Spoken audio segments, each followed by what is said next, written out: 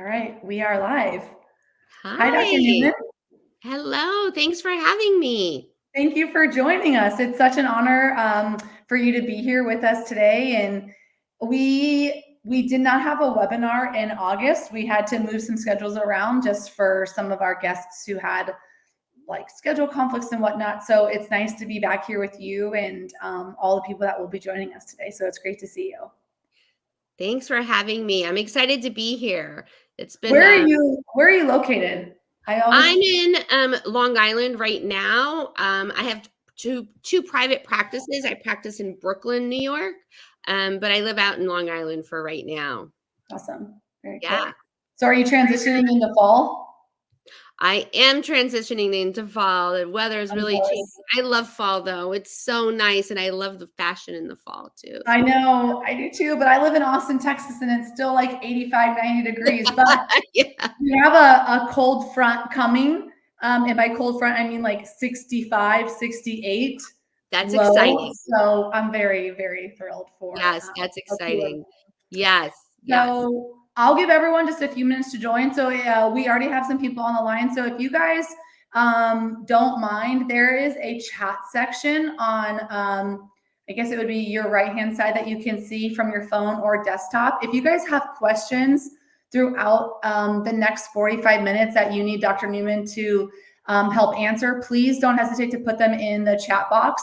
But for now, if you'll just let us know where you are dialed in from and where you are sort of in your parenting journey. If you are expecting your first, your kid is already here, let us know where you're from and where you are in your parenting journey. I'll be the first one to go. I won't put it in the chat, but I'm Sarah, as most of you guys know, the founder of Populist, and I have a 2-year-old daughter and a 5-year-old daughter. So, I always like to share with people the reason I started this webinar series. The title of our series is called Solicited Advice, because I think the one thing we can all agree on is when you are expecting and or a parent, the amount of unsolicited advice you receive is endless. You didn't ask for any of it, but I get to find experts like Dr. Newman to help answer questions and cover topics on things that I didn't know anything about. And one of those was tummy time, especially with my first. So that is sort of, why this series exists. So again, Dr. Newman, thank you. We have someone who just shared they're in Atlanta, currently in her 3rd trimester, expecting her first baby boy. Congratulations. That's exciting. First baby boys are the best. Yes. So cool. Okay, so for everyone else that has joined, let us know in the chat where you're from and where you are in your parenting journey. First-time parent, expecting your first, veteran parent, or maybe a caregiver. So let's get right into it. Just a few reminders. This is recorded, so if you need to hop early, you will get an email with the link to the entire session. The chat will be open the next 45 minutes, so any questions you guys need answered that are burning in terms of the tummy time topic, please put them in the chat. We will get them answered. And Dr. Newman has exciting news. The Tum Tum is sold out, but it will be back in less than 2 weeks or so. So if you go to their website and you're interested in the wedge pillow, you can submit your email on the wait list and you'll be the first to be notified when it's back in stock. Okay, so without further ado, we're here to talk about what is the big deal with tummy time. Dr. Newman is a pediatric physical therapist, and thank you so much for your time, and the founder of the Tum Tum Wedge Pillow. And she is here to help answer all of our questions. Thanks, Sarah. Yeah, thank you so much. Yeah, I'm so excited to be here and to be talking about tummy time in general. We're going to talk a bit about tummy time in general before we really dig deep into why the Tum Tum Wedge can help you. So let's first start with just talking about tummy time in general. So tummy time in general is really important for babies' development. Babies develop their motor skills through tummy time. Their back muscles start to strengthen, which is like their anti-gravity muscles for posture and sitting and rolling and crawling. Those all develop by being on their tummy. And they stretch out the other structures that are tight from being in utero also by being on their tummy. And so it's important for babies. The American Academy of Pediatrics currently is recommending 30 minutes per day, and that means cumulatively. So you don't have to do it in one sitting, but per day on baby's belly by 7 weeks. And we know with research and just some recent articles that came out that motor skills improve with and have a linear relationship with tummy. So what does that mean? That means the longer your baby is on their belly, the better their motor skills. So we go up from 30 minutes. 30 minutes isn't the end. Babies that stay on their tummy and continue to work on those skills up to 6 months and get to 1 hour, 60 to 80 minutes do great and do better, achieve crawling, have improved coordination.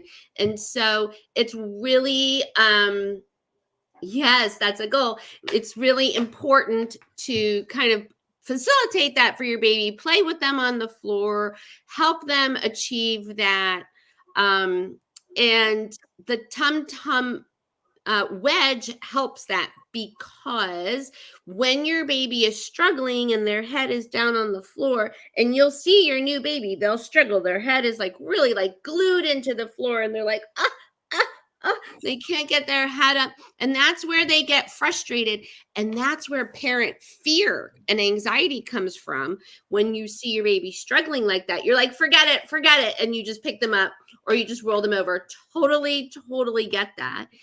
But we know that if you can get through that parent fear, then you will have more success for your baby with tummy time. One article was written recently that says the biggest obstacle to achieving successful tummy time is parent fear. So we want to get you more comfortable and feeling more comfortable. And you don't have to always use the tum tum. You can do it over your thigh. You can do it on your chest. You can do it in all different positions. What's really helpful is when the head is a little bit higher than the tushy.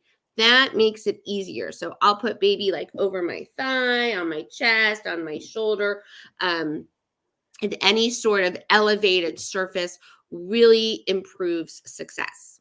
Can you talk more about like when the baby comes out of utero, and one of the importance of tummy time is like stretching out their muscles? I feel like this is the first time I've heard that sort of importance and like reason for tummy time.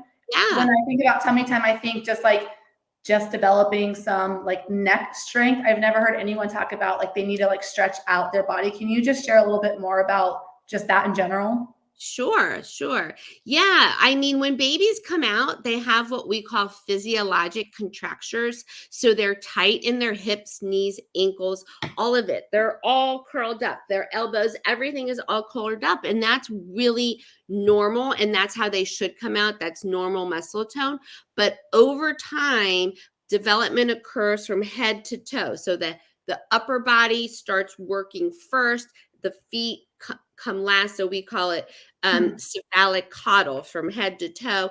And then what we know is that a lot of times baby come out kind of like either like this or like this. And before the back to sleep program, we would put babies on their belly to sleep, and you would have one nap on the right cheek and one nap on the left cheek. And baby would be stretched out in a week, and their hips would be stretched out, and they would be able to move better. These days, because we're not putting babies on their bellies to sleep, people are just like swaddling their baby and put them down to sleep on their back the way they came out from in utero. And what we're having is a lot of these contractors kind of hanging around. And then next thing you know, your baby has a flat spot. Next thing you know, you're seeing a professional for torticollis. So it's really important to get them on their belly during awake time. And it doesn't always have to be like pushing and struggling and holding their head up. They can sometimes just rest with one cheek down, put a passy in there, do a lot of like patting on their tushy, rubbing their back, stay engaged and connected, and try and get them to tolerate more time. Yeah, I'm glad you said that. Putting a newborn on your chest also counts as tummy time. I think I spent a lot of time, especially in the first 7 weeks, obviously Yes, baby wearing my newborns, both of them. right. But with my first, I remember also baby wearing her, but putting her on like our Love Every Play gym almost right away, and she seemed just like one, so uncomfortable. She has developed no neck strength, right? She's just like this newborn baby. And I think I expected too much too soon because Right. I think that that's common. You see so much on social media and you're like, oh, my baby should be at this developmental milestone Yes. because this baby is like, there's just Right. so much comparison. So, can you just share more like if someone is exploring tummy time with their newborn and they look or are audibly sound like really uncomfortable and maybe they don't have the wedge at home yet, like what are some things that we should consider doing to make our baby more comfortable? Yeah, I always recommend that you turn your baby over onto their belly after every diaper change so that they can get familiar with the position. Like you don't want it to be where the only time they're on their belly is when you say, "Okay, I'm going to do tummy time now," and it's like this anxious like chore that you have to like put them on their belly. So you want to just incorporate it into their daily life. So flipping them over onto their belly um, after every diaper change before you even put their clothes on so that they can get the sensory experience of being naked on their tummy is really, really good tip. I Hmm. also recommend putting them on their tummy every time you put them on the floor first. So it's not like the last thing you do because then baby's tired and fussy. Do it That makes first. sense. Yeah. Put them on their belly, and then when they start fussing and getting tired, you can roll them over onto their back because they spend a ton of time on their back. So that I think is kind of like a nice way to get warmed up. And the other thing is really engaging your baby when they're on their tummy. You know, don't just put them on their belly and be like, "Oh my god, he's fussing. I feel bad." Get on the floor. They love your face in front of them. A mirror. Vision drives movement. So really engage the visual sense and getting the head up. I like to really pat them deeply on their backs, like almost like you're burping them because it kind of confuses them from the hard work that they're doing. Um, I also like if you push down on their tushy, it anchors them to be able to push up. Like when you're doing a sit up, right? Right. Like when you're doing a sit up, if someone holds your feet, it makes it easier for you to come up. So it's kind of like the same exact thing. If you hold their tushy down, they can push their head up more. That makes Um, sense. so those are like my three biggest tips. Okay, cool. This isn't like necessarily a tip that fits perfectly into what you just shared, but one of the things I heard um, when we had a guest on and the topic was how to play with a newborn, one of the Yeah. things that she said was connection is play. And Right. I like to share that with new moms or people that are expecting for the first time because Yes.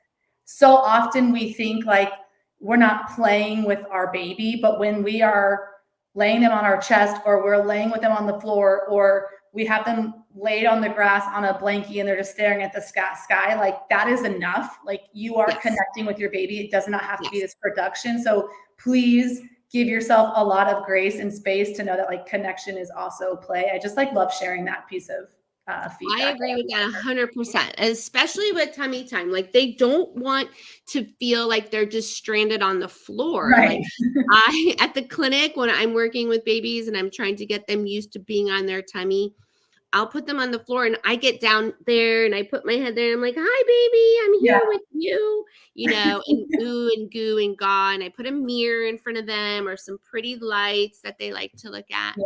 Sometimes Awesome. I'll put them like on the therapy ball, like on a yoga ball on their belly and just give them little bounces just to kind of, you want to get them to where tummy time is just another way for them to chill and play. It Yeah. doesn't need to be this exercise. Like it's Right. part of development. And if Right. we can get Totally. everybody doing that, there would be huge improvements. Awesome.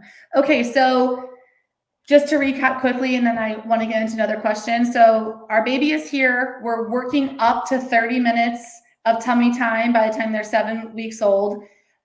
After that milestone, can you share just like developmentally as they get older and we're doing more increased tummy time, what we should expect to see in terms of like I said, developmental milestones? I know every baby is different, but generally, what should we look for to feel like, okay, our baby is progressing? I feel really good about this. Yeah. What we expect from 7 weeks on is that the baby's arms start to come forward.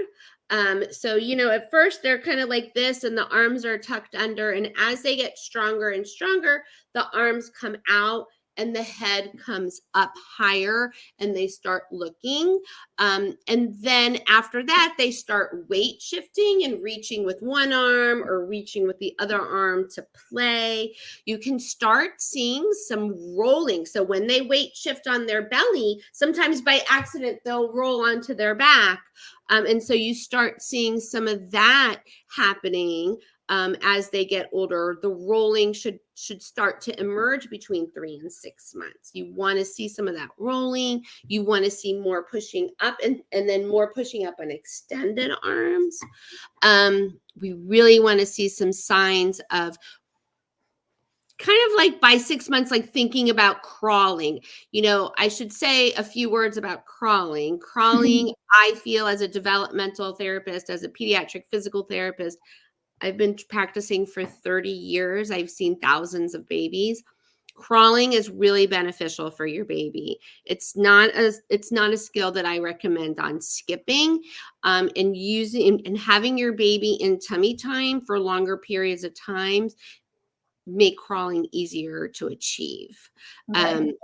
There's one really good new article. And by the way, we have these articles posted on our website. So you can always look up, there's blogs I've written in different articles that I connect to, but that crawling has like all these benefits, which include like motor coordination, improved cardiovascular status, fine motor skills, gross motor skills.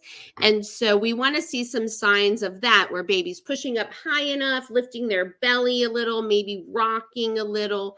And then sitting starts to emerge between 4 and 6 months as well. So you have all these things kind of coming together, but it really starts with tummy time. Right. It really, that's really where it starts, because that's where you're getting the development of the muscles. Awesome. The one thing, sorry, I was like looking at my phone because as soon as you said one of the developmental milestones we'll start to see is like maybe their hands go up here, and I have this picture. I don't know if you guys can see it, but you can see see Zoe's arms like right as you mentioned. So. Yes. Also a really great way if you're pregnant with your second or expecting your second, tell your toddler to get down on tummy time. Yes. It's like you don't need to get on all fours. Your toddler can do it. It's really You know what else babies really love? I've discovered, and I use this in the clinic when a sibling comes with, is their toddler sibling jumping. They love seeing like the defiance of gravity for whatever reasons. If you have a toddler like jump in front of your baby, they like think it's the most hilarious thing ever. That's awesome. Yeah. Okay, so thank you for sharing like what we should look for and sort of like the timelines when. Let's talk about sort of like the contrary. If you are with your baby and you're not observing these developmental milestones and you're giving yourself enough time and you're not comparing your baby, but you're starting to sort of like worry as a parent, okay, we really have missed this window. What do you recommend your clients do? Who should they reach out to for support? Like what happens then? And if you can share some of that, I think that would be really helpful. Let's talk a little bit about the history of just like what's been happening with development. Perfect. Because what we're seeing, I don't know if you noticed, but last year the CDC changed the guidelines to where now walking at 18 months is considered typical development, where it used to be when I first started PT school, walking at 12 months was typical development. And then we went to 16 or 17 months, and now we're all the way to 18 months. And so the question is, why? Why are we noticing that babies are developing at later stages? And I'm not saying that's a problem. It's just saying that's a fact. That's like a trend we're seeing, and like what is actually happening. And what I think is happening is there's a few things. There's the back to sleep program that came out in the 90s. I don't know if everybody knows what I mean by the back to sleep program. No, if you can share what that is, I think just like a quick. Okay, so the back to sleep program is when the American Academy of Pediatrics decided to make sure no babies were sleeping overnight on their bellies anymore. Okay. And we were, because we were trying to eliminate SIDS or decrease the risk of SIDS. Okay. And so now no baby is sleeping on their belly. All babies are sleeping on the back, and we call that the back to sleep program. So since then, we've noticed an increased incidence of later developing gross motor skills. We've noticed a huge incidence of increased in torticollis, which is where your baby kind of prefers to hold their head one side or look in one direction, and a very large increase in incidence in plagiocephaly, which is a flat spot. Like you see a lot of babies now are being referred for helmets, and there's a lot of concern about flat spots. And a lot of that has to do with not sleeping on their bellies. And then there's another component to this, and that is the increased incidence of containers. If you go out and shop for your baby or pick some stuff, on Poppy List, there's a ton of containers to pick from, right? There's the Mamaroo and this and that and the swing and all these great different devices. Lots of options. Yeah, lots of options. Bassinets and bouncy chairs, and just, it's endless. And the problem with all of these containers is that they position the baby in such a way that the baby can't really turn their head freely and roll and stretch out.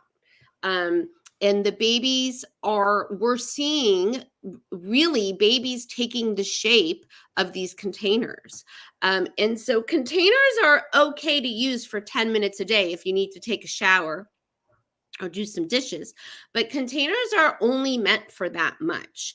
They're not meant for moving baby from one container to the next container to the next container to the next container and just always occupying baby in a container. We actually call that container baby syndrome.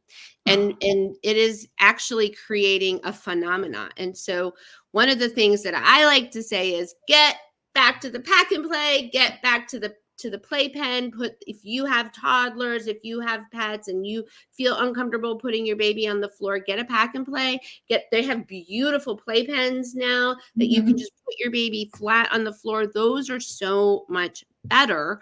Right. And so putting your baby on the floor on a solid surface, on a firm surface, is important, and not making sure you don't have them on too many of the soft surfaces, like your bed, the couch, huge fluffy blankets. I like the hardwood with the yoga mat done. Then when you're needing to do more tummy time and the baby, you want to use something, use the Tum Tum wedge to help your baby kind of have some variety and help them have a more elevated vantage point and be able to access their environment.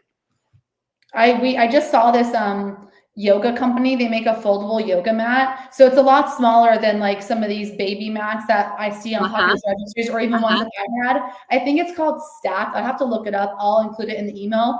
But that would be such an easy thing to buy or put on your baby registry, because it folds into thirds. It's so lightweight, and if you're in the kitchen with your newborn, that is just such an easy option. Also, anything that's like wipeable is like a win, in my opinion. Oh, totally. Yeah. When we made the Tum Tum, I'm like, it has to be wipeable. Yes. Perfect. Okay. Thank you for that that history. Yeah, I so think it's really watch out for important, so those flat interesting. spots. That's the big thing right now. Hmm. Like Okay. 50% of babies are being diagnosed. I get 4 to 5 new referrals a week at Dynamic Solutions of babies that are struggling with range of motion in the neck and flat spots. Okay. So if that's happening or they're not developing within like a certain time frame, is it their pediatrician they contact first? Like what is sort of like the order of operations that you might recommend to someone? You can totally discuss it with your pediatrician Okay. if your pediatrician is up to date on the literature and modern and pro therapy. They are probably going to refer you to a physical therapist. That is really what I would recommend, pediatric physical and occupational therapists. It's really what Okay. we specialize in, is just promoting typical development, promoting typical movement patterns, promoting good positioning on the floor. If you're struggling and you're worried, it's worth a reach out. You can reach out to me even on Instagram at TumTumUSA, or you can reach out on our website where you buy the Tum Tum. I do 15-minute free like consults. You can find someone local in your area. But don't hesitate, because it's not necessarily like this medical pathology thing. Like, we're not pathologizing all these babies. It's just that times are different, and sometimes people need support to get through that hard stage. That fourth trimester support, it's like, it's everything. Everything.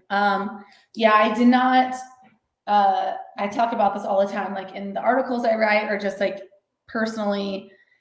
The fourth trimester was not something I prioritized at all. Like, Yes. and if I didn't prioritize that for myself, it was even harder to prioritize it for the needs of what my baby needed. And I just felt like so disconnected from myself and my baby for months. And that was really hard. And I'm so thankful for the help I got, but I didn't get it soon enough. But I think Yes. a lot of first time moms might experience that. So anyway, that's a whole nother topic for another time. It's a whole nother topic. But what I'm trying to get across is that a pediatric physical or occupational therapist can be part of your support team. Yes. And we tend to focus a little bit more on the angle of the baby, like coming at it from baby rather than mom. And sometimes that can really ease some of your concerns Yeah. and just like your uneasiness, and it can make things easier. Everything is so difficult in that fourth So trimester. difficult, no matter what. And also, when your baby arrives, now you're going through like this mental checklist of all the things you need to do for yourself and the baby to feel like this really good, productive parent. And so the reason I like to say connection is play is because, you guys, if your baby did tummy time for 5 minutes on day 5, that's amazing. That's a huge milestone. Like, it's enough. Yes. So, I feel like we're so hard on ourselves. Yes.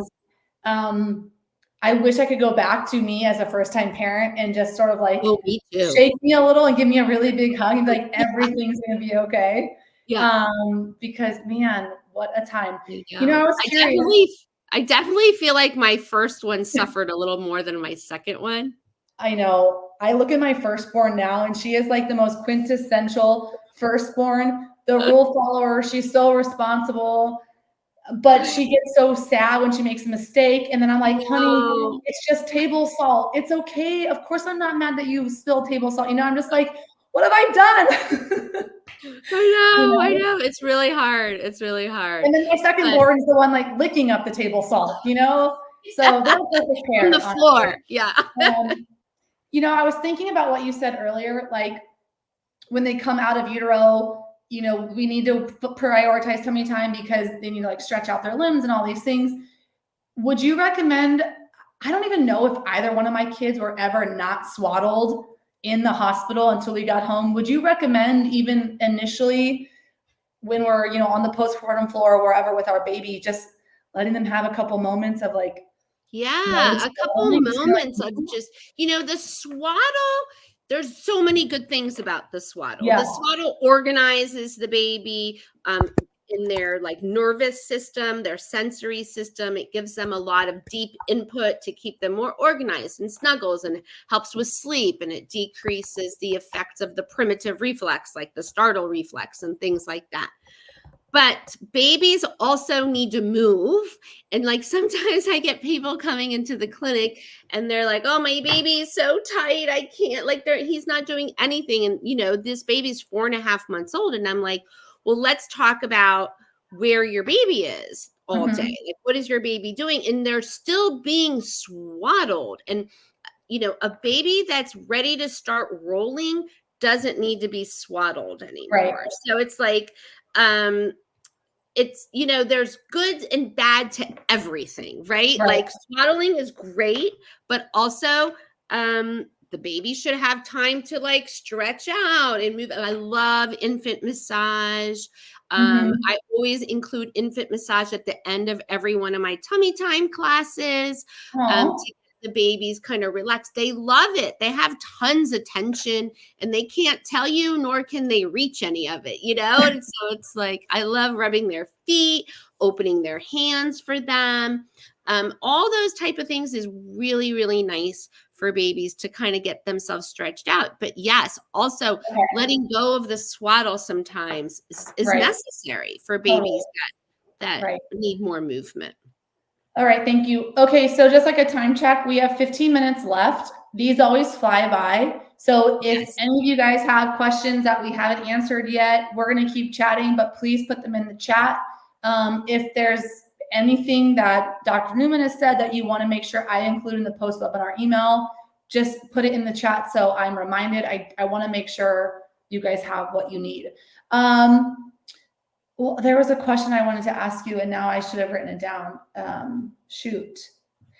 One of the things I'm just always curious about when I meet with experts and founders of a product, obviously this has been your line of work for 30 years, but was there something specific that happened or in your line of work where you're like, we need this wedge pillow? Like, what was really like your inspiration? Was there like an aha moment, or was it something that developed over time?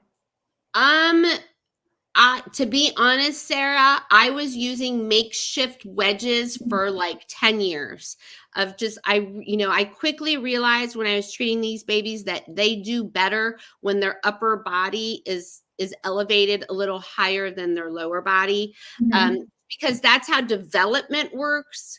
And these babies were coming out and really struggling. And I knew tummy time was lacking because of the back to sleep program. So really, like since the 90s, it's been like, roll up a pillow, roll up a blanket, roll up a towel, try to use this device, that device, this makeshift wedge, this other, thing that's on the market that's meant for something else. And what I realized was that a lot of those things were okay, but not ideal. Right. And difficult to teach my patients how to like get them perfectly situated. Right. And so over time, I was like, I wish I had a wedge that was like this size with this angle that was wipeable, that I could just give my patients, that I could include in my tummy time classes. I met these ladies at the nesting place and we were doing tummy time classes. And I was like, we really need to make one of these wedges that we can just sell people. And they were like, yes, let's do it. So they really, that's awesome. they really pushed things along, which is great. That's what partners are for. I love that. Yeah. I love personally, I feel like everything changes so fast in the baby space. Products evolve.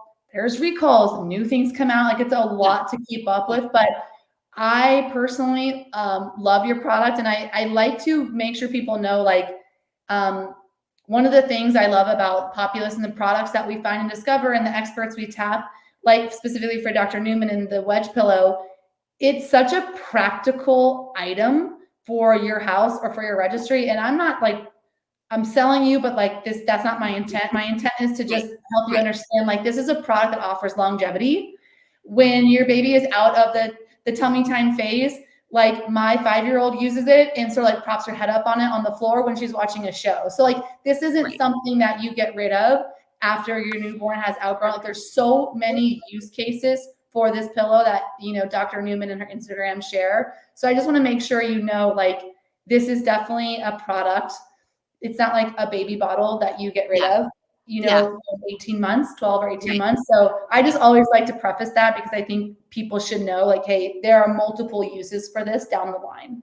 Yeah, definitely. And there's a lot of pediatric therapists using it right now for other uses, for promoting rolling, for promoting sitting, for improving posture and sitting. We use it for side lying. You can also use it for laying your, like, if you know how you said you put your baby like on the mat and like they're laying on their back and they have like the gym over them. You can use it in that little gym to kind of help them tolerate laying on their back a little longer. It helps them hold midline. So if your baby's flat on the floor and kind of falling to one side or the other, sometimes putting them on an incline will help them be at midline more. Babies develop midline around 5 to 6 months. So if they have a flat spot or they're falling to one side or the other, they have a preference. Putting them up on a wedge really helps. Got it. For feeding, like post-feeding, like we know that elevation after feeding is really helpful. So is tummy time after feeding and left side lying. So that was all one of the questions. I just got it. Some people can DM me privately and not in the public chat. Okay, and one of the DMs that I just got was, you know, you said to put your baby on tummy time after a diaper change so they can get like the sensory feeling of being naked on the floor. But what about tummy time after a feeding?